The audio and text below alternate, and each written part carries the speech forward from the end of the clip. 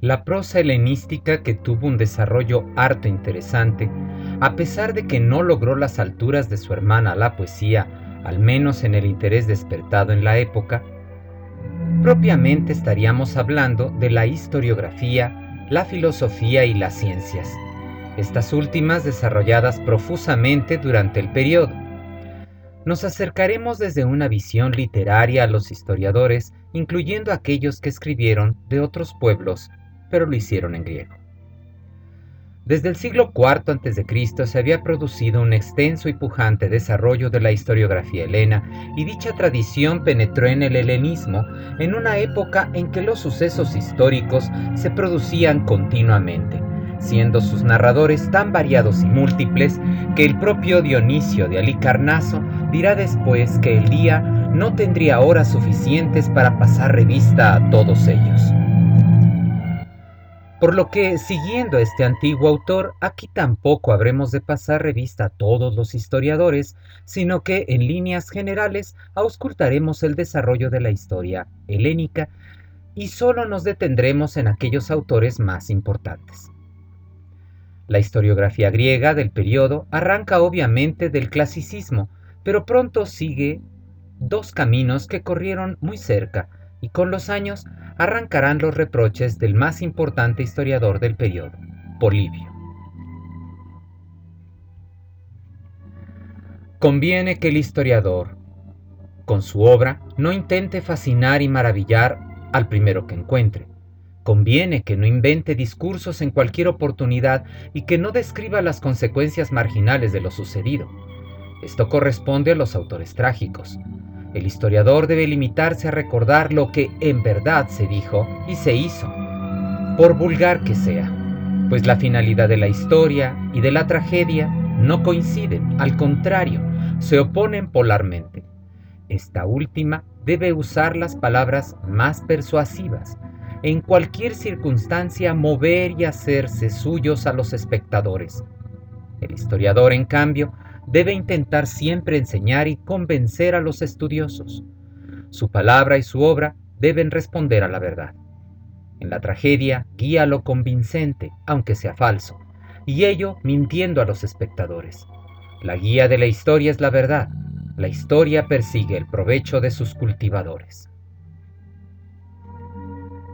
El punto central de la crítica polibiana es la oposición, que a él parece clara, entre imaginación literaria y verdad racional, pero aunaría a ello otras razones de su denuesto contra la historia de los siglos IV y III a.C., tales como la ignorancia, especialmente en el rubro militar, la concentración en algún tópico particular y la presentación de eventos fabulosos o legendarios. Su crítica nos permite dilucidar con mucho los derroteros de la historiografía, ya que la mayoría de los autores que él refiere se hallan perdidos para nosotros, y solo exiguos fragmentos llegaron hasta hoy. Polibio representa una especie de regreso a la historia política de la Grecia clásica al estilo de Tucídides, lo que le permitió, como veremos después, servir de puente a la historiografía latina, tan unida al destino de la hora urbe como creadora de historia. Como queda claro en el pasaje anotado arriba, para Polibio el propósito de la historia es un beneficio práctico para una élite de personas, los estudiosos, filomaces, que tendrían que ser forzosamente la clase alta que contaba con el tiempo y el dinero para hacerse así, y por ende tiene el poder de esa nación que es el centro de la historia polibiana. Por tanto, la historia antes de Polibio había tomado otros derroteros y se debía precisamente a los mismos acontecimientos del siglo IV a.C.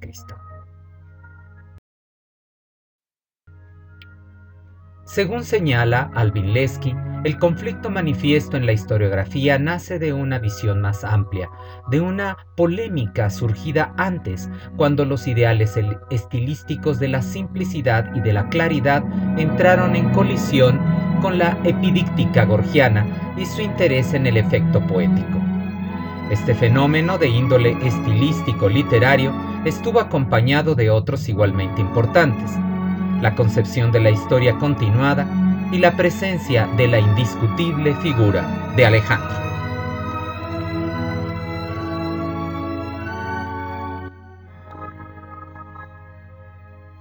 Cuando pasamos revista a los historiadores del período clásico, se reconoce que Tucídides puede entrar en diálogo con Heródoto, pero no lo continúa en ningún sentido. Sin embargo, la exposición de Tucídides terminará por provocar la idea de una historia continuada, de una historia helénica que debe seguir siendo narrada, seguir siendo completada. Todo comienza con la obra incompleta de Tucídides, o la percepción, al menos, de que los hechos no terminaron en el año 404.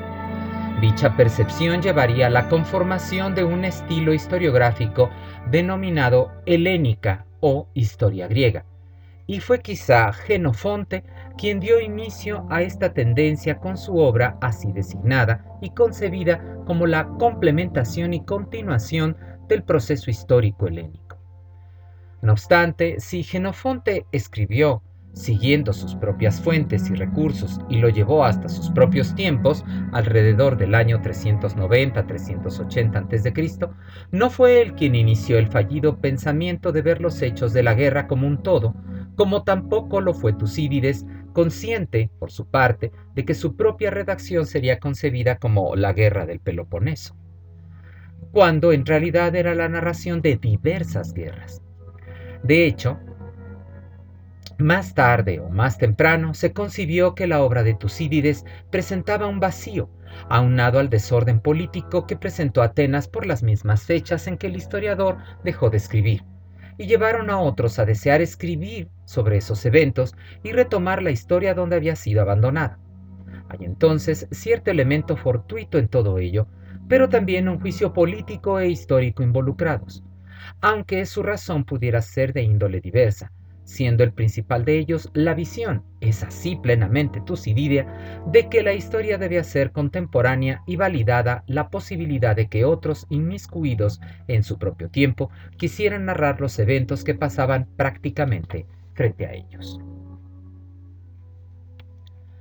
Aunado a estos manejos de la historia, un acontecimiento simbraría la concepción histórica de Grecia y fue la ascensión del Imperio Macedonio, un evento totalmente separado del hasta ese momento hilo conductor de la historia helena, que era la guerra interpoleis. Uno de los últimos claros exponentes de la helénica sería Teopompo.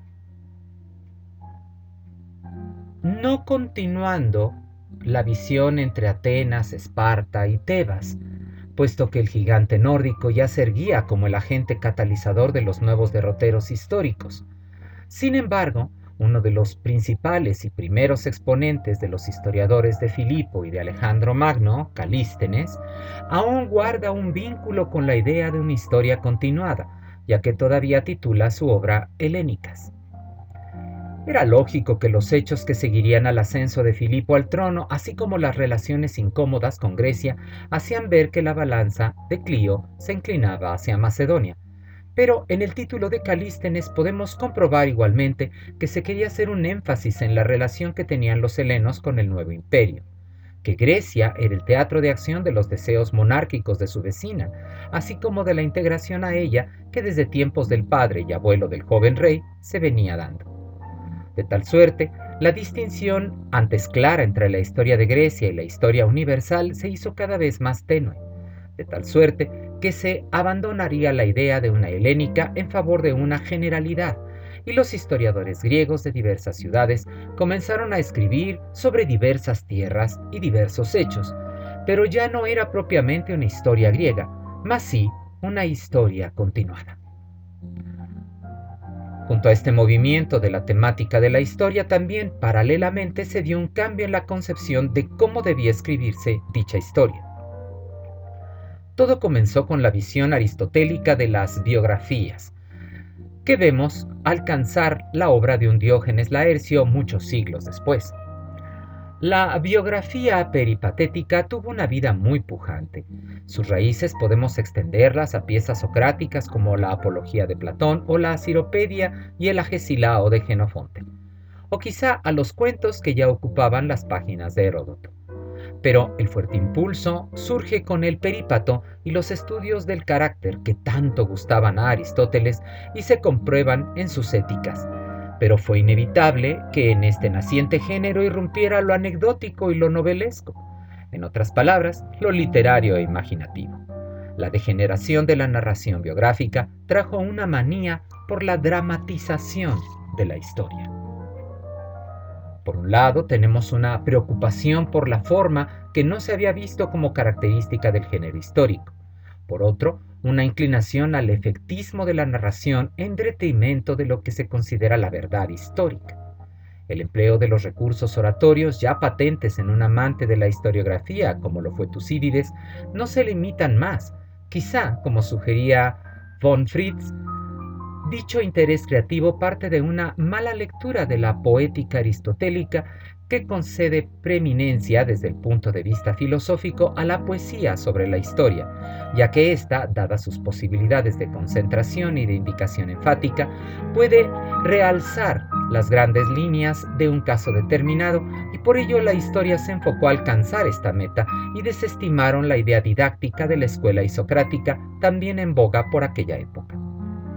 A pesar de todo, lo cierto es que para estas aseveraciones nos basamos con mucho en la crítica polibiana, ya que lo conservado es muy exiguo, como para hacernos una idea clara al respecto, tanto del fondo y su idea de completación histórica, como de la forma y su tendencia literaria y dramática.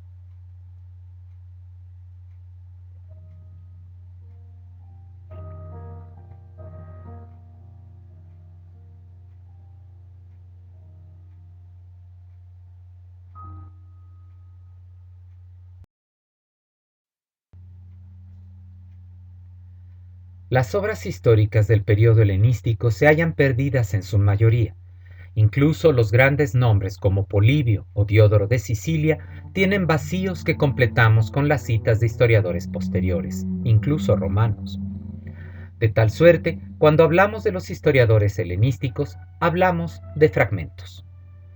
Las piezas de este rompecabezas se hallan compiladas por los filólogos del siglo XIX en un corpus conocido como Fragmenta Historicorum Graecorum o FHG, también en las siglas FGH.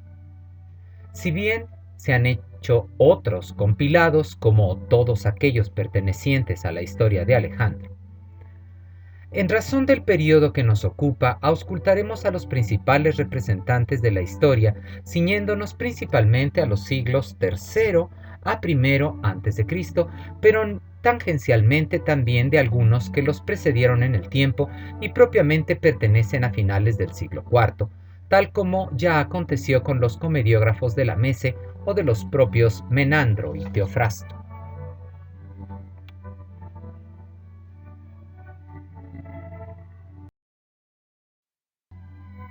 De Alejandro Magno asevera Paul Kaldrich, es el más célebre de entre los pocos individuos de la historia de la humanidad cuya luz ha brillado lo bastante para proyectarse hasta el firmamento y marcar el fin de una era y el principio de otra.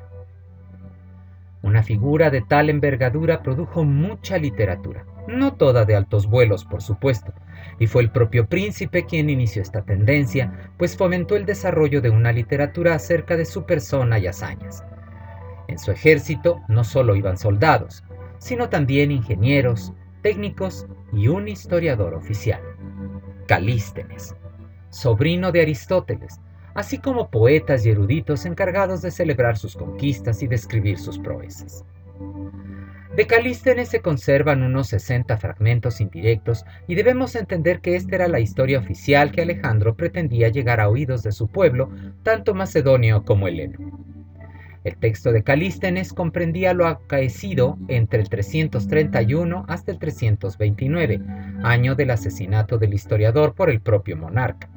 Lo cierto es que su obra tenía un sentido encomiástico y pretendía presentar a Alejandro como un héroe. Si bien lo que permanece como incierto es si el halo homérico de imaginarlo un nuevo Aquiles es deseo de Calístenes o instigación de Alejandro. A la muerte del destacado rey, sus sucesores, conocidos como diádocos, utilizaron su imagen para beneficio de sus ambiciones y lo hicieron tanto con recursos iconográficos como literarios. Pero, sin duda, el más hábil para explorar el aura de Alejandro fue Ptolomeo, uno de sus más fieles generales y amigo personal. Con la obra sobre el macedonio que llevó a cabo Ptolomeo, tenemos nuevamente una suerte de historia oficial, puesto que a la par de su posible veracidad en los hechos, está también el interés del sucesor por idealizar la figura del hombre, que lo precedió en los sueños de grandeza. Le siguieron otros testigos oculares como Aristóbulo, Onesícrito, Nearco y Cares. Ninguno de ellos se conserva, algo más que fragmentos aislados, y los conocemos mejor por las obras de Plutarco y Arriano, fuentes conservadas casi en su totalidad. Junto con sus seguidores, estas fuentes antiguas escritas por personajes contemporáneos de Alejandro conforman lo que se ha dado en llamar historia oficial. No obstante, pronto surgió una tendencia menos rigurosa en la presentación de la vida de tan celebérrimo macedonio y le da inicio Clitarco, no un testigo presencial, pero quien lo retratará como un soberano heroico, hijo predestinado del dios Amón y digno rival de Heracles o Dioniso, pues llevó la helenidad, es decir, la civilización hasta los confines del mundo habitado. Con Clitarco empieza lo que los investigadores han llamado tradición vulgata, y que afecta la obra de autores oficiales como Quinto Curcio Rufo o Pompeyo Trogo, este último conservado solo en el resumen de Justino, así como la menos rigurosa pieza de Diodoro de Sicilia.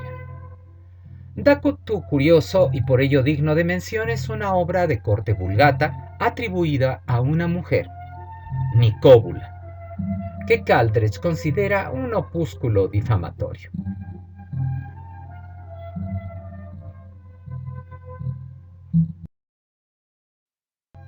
Fuente importante e imprescindible para el medio siglo siguiente a la muerte de Alejandro fue la obra de Jerónimo de Cardia, quien formó parte de las fuerzas de Eumenes, Antígono Monoftalmo y Demetrio Poliorcetes.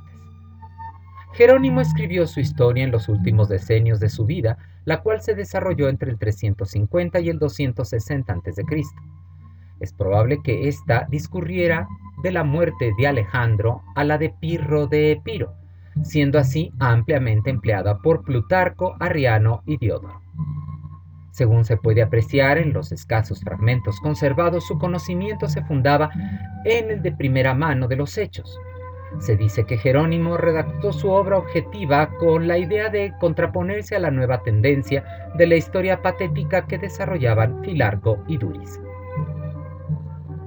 Con Jerónimo damos reinicio a la conocida como historia helénica, ya que no se concentra en la personalidad de Alejandro solamente y comienza a considerar que los hechos nuevos se presentan como de los griegos, ahora tan afectados por los acontecimientos que dieron inicio los continuadores imperiales del príncipe extranjero. Filarco llevaría sus historias del 272 al 220-219. Polibio la seguiría de ese año al 146 a.C. y Posidonio haría lo propio desde entonces hasta el año 80, dando pie a lo que Fornara ha llamado la perpetua historia de los griegos. Sin embargo, otro prominente historiador de la helénica fue Duris de Samos, quien no encaja bien en la serie cronológica arriba expuesta, ya que sus historias abarcaban del año 370 al 281. De tal suerte, su obra comienza con la revuelta luego de la muerte de Amintas III y el ascenso al trono de Filipo, y concluye con la muerte del último diádoco, Seleuco I, por lo que Christopher Toplin supone que la obra de Duris llevaba por intención crear un vínculo entre la historia macedonia y la griega, aunque dicho enlace sería muy endeble, si consideramos que para su libro segundo ya estaba en la Tercera Guerra Sagrada, y a ello hay que agregar que algunas fuentes citan su obra como macedónica. Con todo, al menos veríamos en su pieza un intento diferente de ligar a los invasores con los helenos, al no determinar la muerte de Alejandro o su persona como el momento parteaguas de lo griego. La obra de Duris seguía el curso de las historias con ese gusto literario tan criticado por Polibio, como vimos, y de hecho censuraba a sus antecesores como Éforo y Timeo, por no poseer la capacidad mimética de recontar los acontecimientos con la viveza necesaria y despertar el agrado en la narración. Sabemos que Duris escribió mucho. A más de las mencionadas historias, también tenemos conocimiento de su Historia de Agatocles, Crónica de Samos y dos piezas que podríamos sospechar eran historias del arte, sobre pintura y sobre toréutica. Esta última, el arte de asentar las bases de las columnas. De tal suerte, y como hemos visto, un producto de la pieza Tucididia fue que se estableció el criterio de que el conflicto entre estados poderosos nunca tiene un final y que hay que continuar discurriendo sobre ellos. Originalmente dichos estados son meras poleis, pero luego serán países y finalmente continentes. En ese sentido, aún estamos inmersos en tal tipo de historia.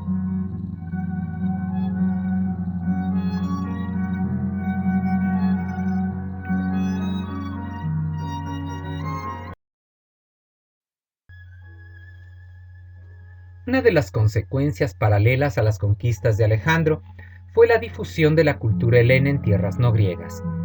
Y como escribir historia estaba implicada profundamente en tal expansión a fin de componer un verdadero imperio, comenzó a redactarse la historia de estas otras naciones en lengua griega.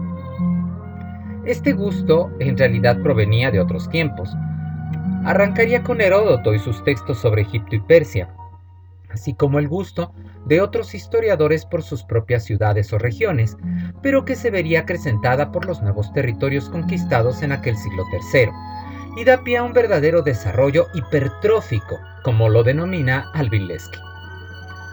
La primera figura a destacar sería Ninfis de Heraclea, quien también fue un historiador de Alejandro al dedicarle un mamotreto de 24 libros sobre su vida, pero que también, en 13 libros, narró la historia de su natal Heraclea.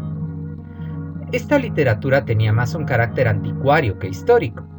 Así, Genófilo escribió sobre Lidia y Menécrates de Janto sobre Licia. Megástenes y Daimaco de Platea sobre India y Patrocles sobre la tierra del mar Caspio. Pero sería más interesante destacar a los indígenas que decidieron escribir su historia local en griego. Beroso de Babilonia y Maneto de Egipto tienen el honor de ser los primeros no griegos en escribir en esta lengua la historia de sus pueblos, basándose para ello en los propios derroteros de la historiografía helena, testificando con ello el crecimiento de un espíritu internacional en la edad helenística. Deseaban instruir a los letrados griegos, los civilizados griegos, en la historia de Caldea y Egipto, y permanecerán prácticamente solos hasta que tardíamente con la obra de Ptolomeo de Mendes en tiempos augustios se retome el interés al menos en una de estas naciones. Sin embargo, la obra de Maneto siguió siendo empleada por otros pueblos como los hebreos cuando pretendan rivalizar con los egipcios por una primacía en la antigüedad. Así pues, el destino de estos otros hijos de Clio, como los llama John Dillery, fue ser tan leídos que se perdieron en las páginas de sus propios lectores.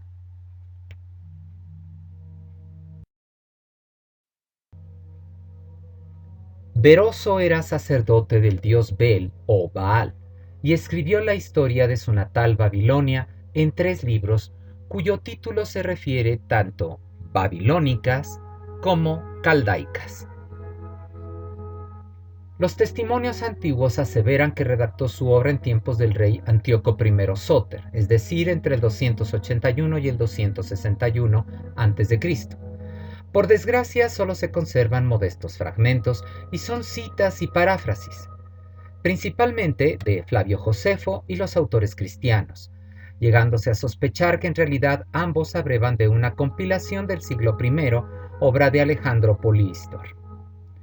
Al parecer, el primero de los libros de las babilónicas versaba sobre la creación, el segundo sobre los primeros reyes hasta el diluvio, mientras el tercero narraba la situación post-diluvio y alcanzaba el siglo IV a.C. con el reinado de Artajerjes II. Quizá también mencionara Beroso la conquista de Alejandro.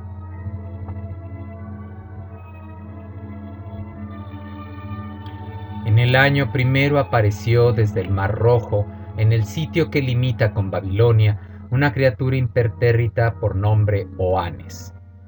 Según narró también Apolodoro, tenía todo el cuerpo de pez bajo su cabeza, otra cabeza que había brotado por debajo de su cabeza de pez, y tenía pies semejantes al hombre que habían brotado de su cola de pez. Él tenía la voz de hombre y su figura aún, como hoy observan.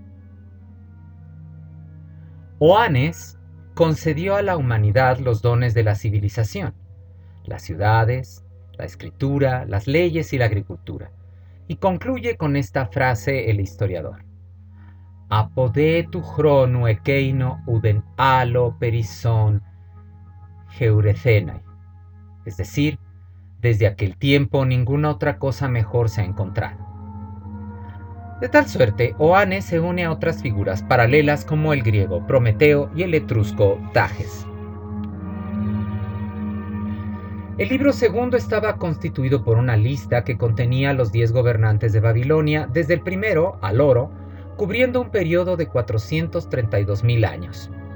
Durante el reinado de otros monarcas hubo nuevos avistamientos de criaturas híbridas como Oanes, pero es el relato del reinado de Sisutro el más notorio.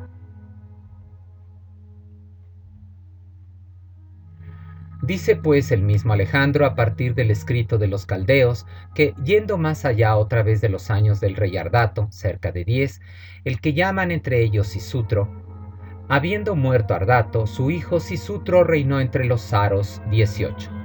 Durante esto ocurrió el gran cataclismo y escribió el relato así: Crono, presentándose en un sueño, le dijo que destruiría a los hombres por medio de un cataclismo el día 15 del mes Daiso. Le ordenó pues, habiendo enterrado los comienzos, medios y finales de todos los escritos, colocarlos en la ciudad del sol, entre los cisparios. Y habiendo construido un buque, embarcándose con sus familiares y parientes amados, y llevar alimentos y bebidas, introducir tanto animales voladores como cuadrúpedos, y habiendo preparado todas las cosas, navegar. Sincelo cita así la obra de Alejandro, que a su vez cita la de Beroso. ¿Qué tanto podríamos decir de su estilo si es la paráfrasis de la paráfrasis? Los pasajes más extensos y su narración más detallada provienen de su libro tercero y cuentan sobre la dinastía neobabilonia desde sus comienzos hasta la captura de la ciudad por Ciro el Grande. ¿De qué fuentes averaba el texto de Beroso, tomando en cuenta lo referido por los historiadores posteriores? Nos hace ver que conocía los más antiguos registros de su pueblo, y el pasaje sobre Oanes y la creación seguramente provenían del Enuma Elis. Un texto cuneiforme de Uruk y fechado en el primer milenio contiene una lista de gobernantes de antes del diluvio y concuerda perfectamente con la preservada de Beroso. Sin duda, el historiador tuvo la oportunidad de revisar esos textos de los comienzos, medios y finales, frase que por cierto es literal en el citado texto cuneiforme. De tal suerte, si bien Beroso escribió en griego, lo hizo bajo los cánones de las ancestrales escrituras de su pueblo con más de 2 milenios de antigüedad. Sin embargo, no todo en las babilónicas era documentación caldea milenaria.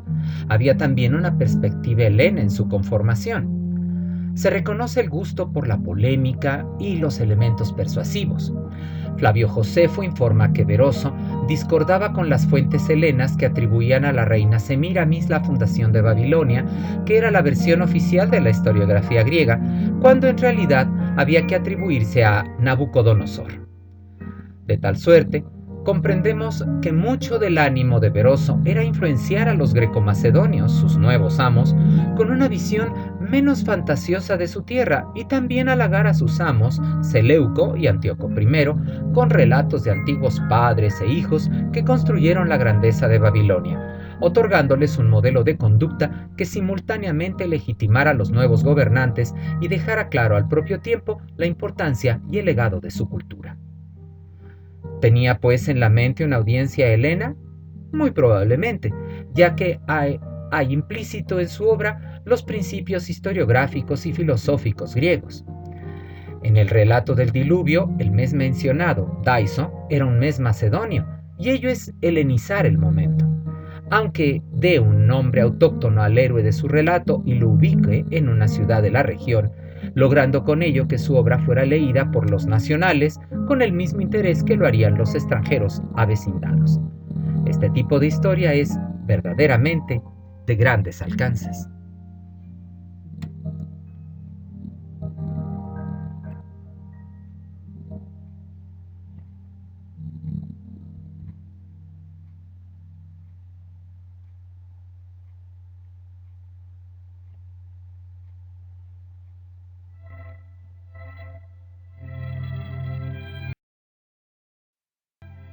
A diferencia de Beroso, de Maneto tenemos un poco más de información y podemos conjeturar otros datos. Se pueden mencionar tres cosas particularmente: su tierra natal, su sacerdocio en Heliópolis y su papel en la introducción del culto a Sérapis. El nombre Maneto o Manetón, que existe en los dos términos, parece significar verdad de todo, y alguna inscripción corrobora la existencia de un primer sacerdote de la verdad de Tot. Pero esa frase no aparece como nombre.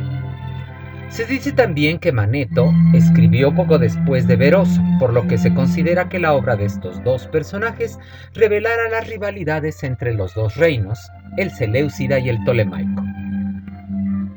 El lugar de nacimiento de Maneto, según refiere Sincelo, sería Sebenites, hoy Samanud, en el delta, en la orilla oeste del brazo Daimietra del Nilo. Como sumo sacerdote heliopolitano, fue requerido para la conformación de un culto que incluía ideas griegas y egipcias. El culto a Sérapis fue introducido alrededor del 311-310 a.C. en el barrio alejandrino de Racotis, elevando un suntuoso templo. En un viejo templo de esa divinidad en Cartago fue hallada la base de un busto con el nombre de Manetón y debió representar al famoso sacerdote.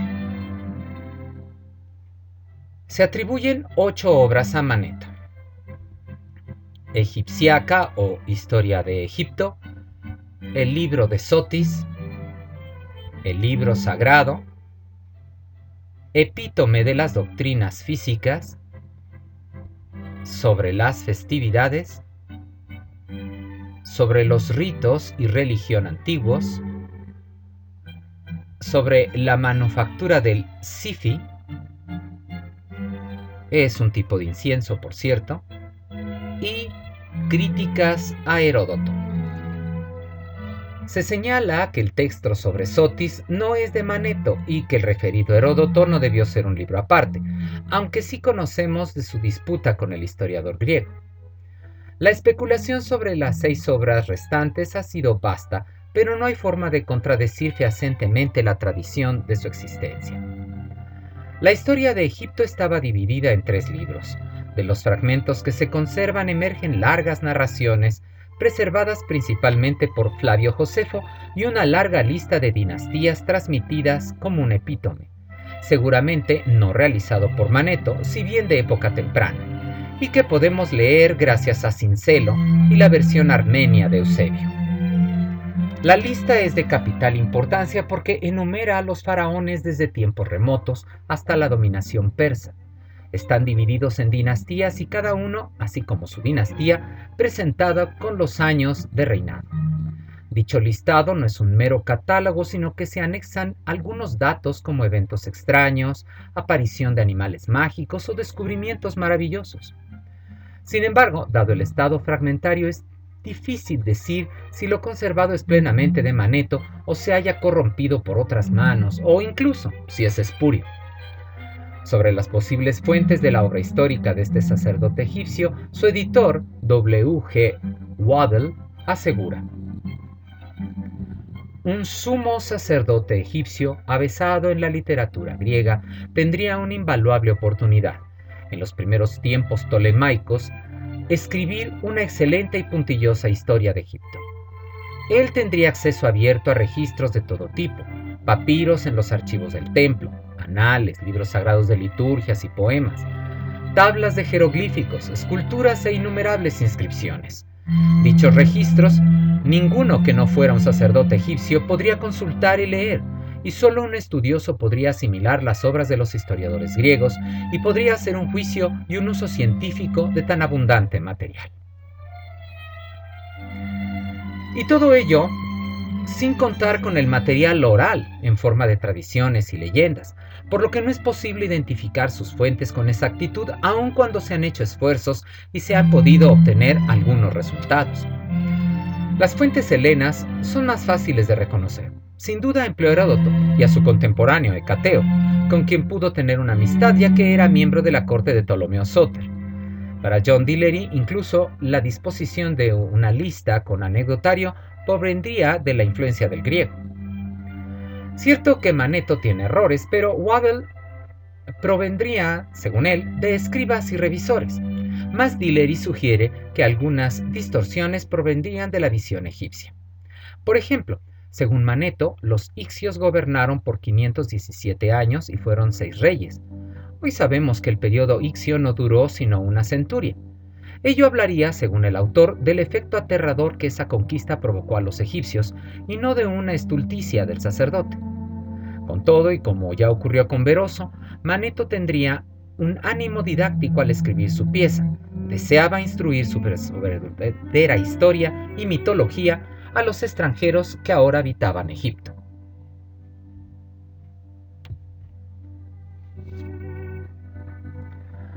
Tutimeo. En este reinado, no sé por qué, el dios fue contrario y extraordinariamente, y de las regiones de Levante unos hombres obscuros, en cuanto a su raza, estando confiados marcharon contra la patria y rápidamente, sin resistencia, tomaron esta por la fuerza, y habiendo sometido a los que comandaban en ella, el resto de las ciudades las quemaron por igual y socavaron los templos de los dioses. A todos los lugareños trataron de la forma más detestable, a unos masacrándolos y conduciéndolos a la esclavitud, a hijos y mujeres de otros. Finalmente entronizaron a uno de ellos como rey, de quien era su nombre Salatis. En principio hay que anotar que la narración recogida por Flavio Josefo debió pertenecer a la lista de reyes egipcios y por ello aparece bajo el nombre de uno de estos, aquí Tutimeo, y por ello se alude a este reino, y no es necesario tampoco que haga alguna introducción a la manera de los historiadores helenos. La invasión de los icios es presentada de manera escueta, no repara, como harían los griegos, en las razones que condujeron a este pueblo a la conquista de Egipto. Peor, no nos explica por qué estaban tan confiados o por qué no hubo una defensa organizada por parte de ellos. Todo esto hubiera sido material de debate entre los historiadores helenos, pero Maneto es egipcio. John Dillery arguye: pero estas preguntas no son del interés de Maneto, no porque fuera un mal historiador griego, sino porque es un sacerdote historiador egipcio que escribe en griego, y la lengua nos permite apreciar esta diferencia en propósito y orientación. Es decir, que merced a que escribió en griego es que disfrutamos de una ojeada a la historia egipcia de la historiografía, cuyos puntos podríamos resumir a esta guisa. Intervención divina. Para los egipcios era parte de su concepción universal que los dioses formaban su diario acontecer, y en ello no distaban mucho de los griegos, pero su concepción sí que era diferente. El que un dios fuera contrario, dada la expresión literalmente, sopló sobre nosotros de forma contraria, quizá refiera a la intervención de Seth, dios del desierto y enemigo de la realeza, como descendientes que eran de Horus, su rival. De hecho, la región de donde provienen los invasores y los posteriores lugares de asentamiento ixio fueron precisamente asociados con este dios. Incluso, arguye Dillery, la confianza de unos y la irresistencia de otros podría ser resultado en el historiador de esa acción divina. También, según mi juicio, notamos ciertos usos xenofóbicos de los egipcios al reconocer no solo el color oscuro de los ixios, sino el énfasis en el empleo de la palabra asemoi, cuya semántica tiene que ver con la indiferencia, con la indiferenciación, con la falta de señas distintivas, como si fueran personas sin señas particulares, sin significación, literalmente insignificantes. Sin poder explicar fehacientemente este punto, también me parece interesante que Manetho recurra al patetismo en la descripción de los acontecimientos posteriores a la invasión, ya por influencia griega de la época, ya por una tendencia meramente regional. Con respecto al plan de Manetho al presentar su historia a los nuevos gobernantes, habría que notar que bien podría haberlo realizado con la intención de mostrar a los Ptolomeos que mientras ellos gobernaran como faraones legales, escuchando a la población nativa y a su élite, hombres como el propio Manetho, estarían en el poder, pero si reaccionaban como los ixios, pronto caerían. Por otro lado, esta admonición tácita agradaría a los egipcios y los conminaría a mantenerse orgullosos de su patria, al propio tiempo señalándoles el camino a seguir si estos nuevos gobernantes cometían los actos perversos de estos ejemplos históricos. El sacerdote de Maat, la diosa de los escribas, como lo era Manetho, así lo aseguraba con una voz emanada de los mismos dioses representantes del orden contra las fuerzas tifónicas del desértico Set y sus ilegítimos reyes. Dice al respecto Dillery: lo que Manetho había hecho desde luego era tomar los textos proféticos originales y explicar la dominación sobre los egipcios ex eventu, e historiciarlos para colocarlos en el marco cronológico derivado de la lista real.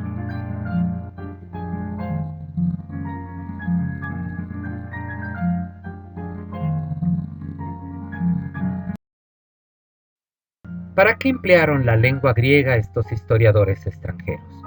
La respuesta, aunque incompleta, quizá es para que los leyeran griegos y macedonios. Pero de ser así, su objetivo debería tener varios propósitos. Introducir a los greco-macedonios a la gloriosa historia de los babilonios y egipcios.